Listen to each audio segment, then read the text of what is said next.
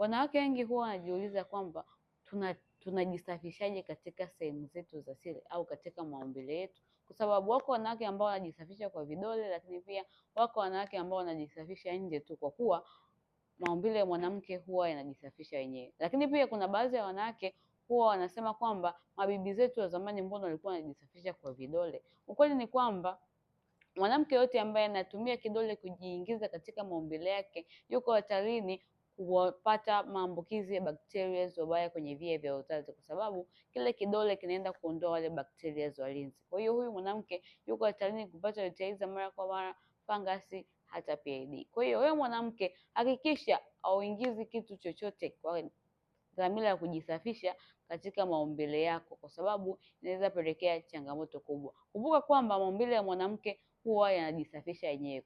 Kwa hiyo wewe jisafishe sehemu ya nje tu, kwa hiyo sehemu ya ndani huwa zinajisafisha zenyewe. Nadhani umepata kitu. Kama umependa hii posti, usahau kushare, like na comment ili wanawake wengi waendelee kujifunza.